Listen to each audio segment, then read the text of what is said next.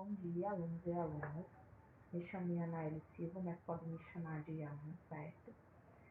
Sou aluna da residência pedagógica e vou passar um pouquinho de tempo com vocês, dando aula de biologia, juntamente com o residente Matheus Freire Sampaio. E na aula de hoje a gente vai entender um pouco sobre os biomas, uma introduçãozinha sobre os biomas e principalmente adentrando mais nos biomas terrestres mundiais, certo? Então, a interação entre o clima, ela é relacionada principalmente representada pela temperatura, pela umidade do ar, pela pluviosidade e também pelos fatores edáficos. Para quem não sabe, os fatores edáficos, eles são aqueles que regulam o solo e também influenciam a distribuição e a abundância da flora e fauna, como por exemplo, a textura do material, a estrutura, a porosidade, a quantidade da matéria orgânica, certo? E tudo isso, pessoal, vão determinar os principais tipos de biomas que a gente vai estudar, além também de ter uma grande variedade nas condições ecológicas do nosso planeta, que é uma coisa muito importante que a gente deve saber. Desse modo, pessoal, o conceito, né, o que significa bioma, bio significa vida e homo significa grupo ou massa. Então, biomas são grandes ecossistemas terrestres com uma fisionomia vegetal característica, o qual é determinada principalmente pela influência de fatores macroclimáticos. Então, tudo isso ela é influenciada pelos ecossistemas e também pela característica vegetal do bioma.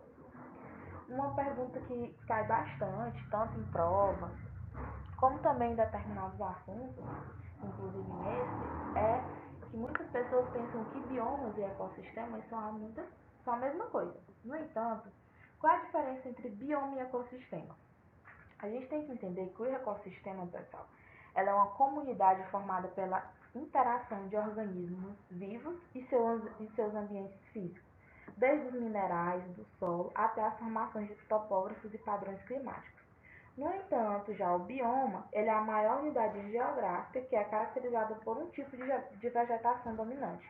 Então, o ecossistema é a comunidade formada pela interação dos organismos, enquanto o bioma é a unidade geográfica que essa comunidade está localizada. Então, os biomas, eles são divididos em biomas terrestres mundiais e os biomas brasileiros. Na aula de hoje a gente vai entender um pouquinho sobre os biomas terrestres mundiais.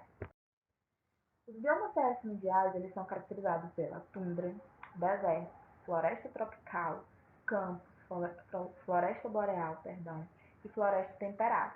A gente vai entender as características de cada um deles, certo? E também temos os biomas brasileiros, que são os que a gente já sabe, ou ao menos deveríamos saber, né? Todo mundo. Amazônia, Mata Atlântica, Pantanal, Campo Sulino, Campo dos Cerrados, a Caatinga, certo? O Campo Sulino, pessoal, a mesma coisa que são chamados também de pampas. E a gente vai começar pela tundra. A tundra, pessoal, ela ocorre no hemisfério norte, certo? E ela é próximo à calota polar, que é uma região de gelo permanente. Lá tem um clima muito frio e seco, às vezes, durante 3 meses ao ano, tem um clima muito seco. E durante o verão ocorre o desgelo, ou seja, a partir de quando ocorre esse desgelo, o gelo descongela, tem a formação de alguns brechos, como você pode olhar aqui na imagem, na primeira imagem e na segunda. Possui plantas herbáceas, como o capim e o junco, e também tem a presença de musgos e poucos arbustos. E a fauna, né, é representada por renas, legumes, passárgamas, insetos e raposas, e também algumas aves bem migratórias. Quanto à floresta boreal, pessoal, ela é também chamada de taiga, ou também floresta das coníferas, localizadas em regiões de clima frio e com invernos bem rigorosos, viu? E ela se localiza no sul da tundra. Então, se a tundra já fica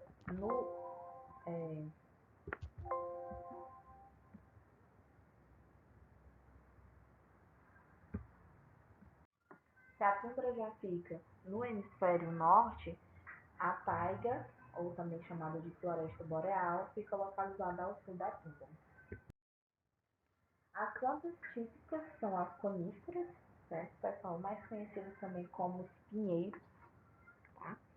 E quanto à fauna, a gente tem lá a presença de lobos, ursos, lebres, linces, alces e alguns cervos também, entre outras espécies. A gente tem a floresta temperada, certo? Que são florestas bem desenvolvidas de região de clima temperado,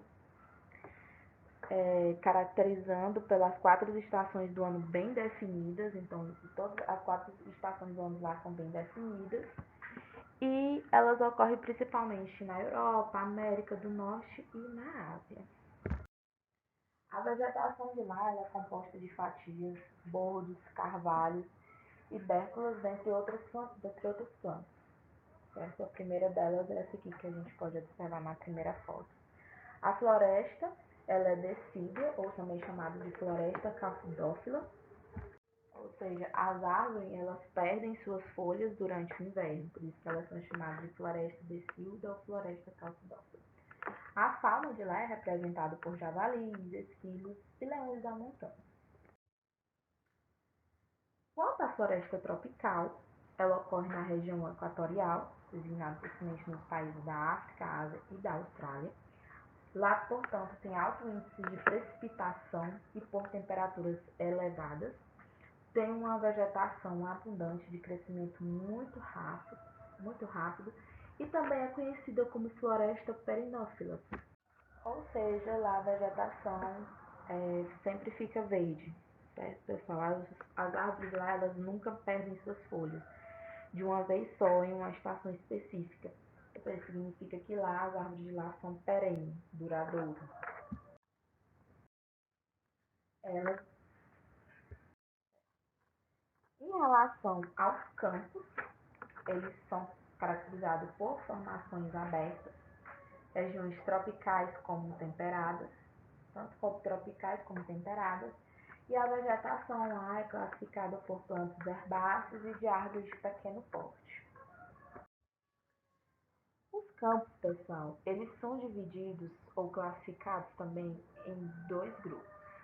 As savanas, que são campos onde há gramíneas, arbustos e árvores, que ocorrem principalmente nas Américas do Norte e do Sul, na Ásia, na África e na Austrália. Por exemplo, os campos dos cerrados, eles cobrem cerca de 25% do território brasileiro, e a Caatinga são exemplos de savana, no caso, se a gente fosse levar para os biomas brasileiros. No caso da savana aqui dos campos dos biomas terrestres, ela é classificada porque tem gramíneas, arbustos e árvores. As estepes são campos que predominam apenas gramíneas, certo? No período da seca. Lá não tem arbusto, não tem árvore, não tem esses 2 tipos de classificações de plantas. E eles ocorrem em regiões sujeitas ao período de seca, certo? Por exemplo, as pradarias da América do Norte e os pampas da Argentina, do Uruguai e do sul do Brasil também são exemplos de espécies. E por fim, não menos importante, a gente tem os desertos. Os desertos, pessoal, eles encontram-se ao redor da latitude de 30 graus ao norte e 30 graus ao sul, certo? É uma região de baixa pluviosidade, e baixa umidade do ar. Durante a noite, às vezes é extremamente frio, muito frio mesmo. E fica localizado principalmente nos países da África, Estados Unidos. E lá, quanto às plantas, ou seja, a flora, é composta por gramíneas e plantas arbustivas, como os cactos, certo? E essas plantas, elas têm uma característica muito importante, que é muito importante mesmo, que vocês não podem esquecer, de maneira hipótese alguma. É aquele ditado, esqueça seu nome, mas vocês não esqueçam essa característica. Elas são caracterizadas por serem xeromórficas, ou seja, xeromorfismo. Xeromorfismo, pessoal, são caules que armazenam água e folhas, transformando em espinhos, o que diminui a área de transpiração, certo por isso que lá muitas plantas elas sobrevivem, no caso dos cactos. É por causa da armazenagem de água que elas têm. E a fauna é representada por escorpiões, lagartos, serpentes e alguns mamíferos também. As são as referências que eu usei para montar essa aula para vocês, certo? E eu vou disponibilizar um material em PDF para vocês estudarem melhor, mas diversificado e bem mais completo também para vocês entenderem todos esses assuntos. E até a próxima aula.